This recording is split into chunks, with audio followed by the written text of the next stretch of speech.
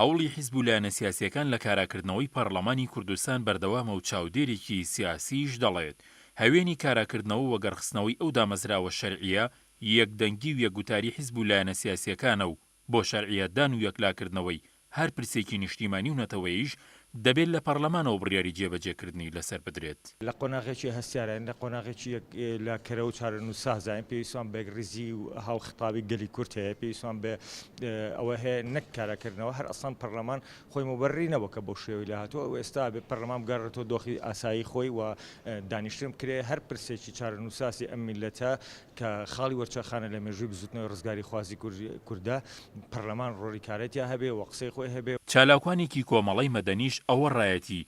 لەسەر پرس و بابەت و زیندووکردنەوەی پەرلەمان ئاماژە بەوە دەدات دەکرێت بە هەوڵی حیزب و لایەنە سیاسیەکان خۆیان لەم قۆناغەی ئێسادا پەرلەمان کارا بکرێتەوە وە خۆشی ئاماژەی پێدەکات ئەوە پەرلەمانە گوزارش لە دەنگ و ڕەنگی وڵاتێکی دیموکراسی دەکات نەک هەوڵ و تەقەلاکانی تری حکومڕانی لە وڵاتدا. پەرلەمان لە هەموو قۆناغێکە گرنگە چونکی پەرلەمان تعبیر لە دموکراتیەت ئەکا دموکراتیەتش واتە خواستی ملت دێنێتە دی ئەگەر ئێمە سیستەمی دموکراتیەت لاواز بێک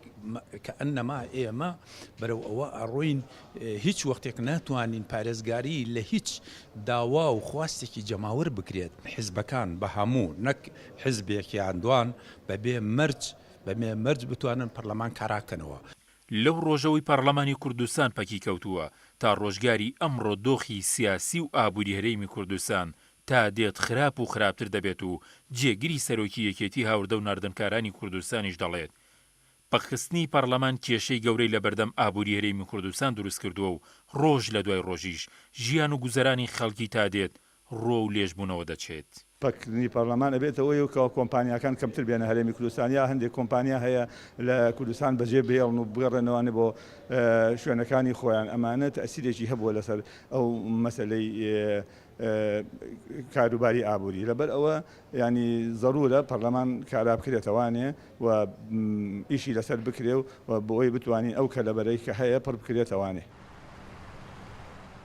دوای پەکەوتنی پەرلەمان هەرێمی کوردستان بە قۆناغێکی یەجگار ئاڵۆز و دژواری سیاسی و ئابووریدا تێپەڕ دەبێت وەک شارەزایان و چاودێرانیش دەڵێن ئەوەی دەتوانێت دەرگای کێشە و گرفتە سیاسی و ئابووریەکانی ئەم هەرێمە بکاتەوە تەنها وەگەڕخستنەوەی دامەزراوە شەرعیەکان و لێبوردەی حیزب و لایەنە سیاسیەکانە بەرامبەر بە یەکتری. گۆران سەید نووری، گەلی کوردستان،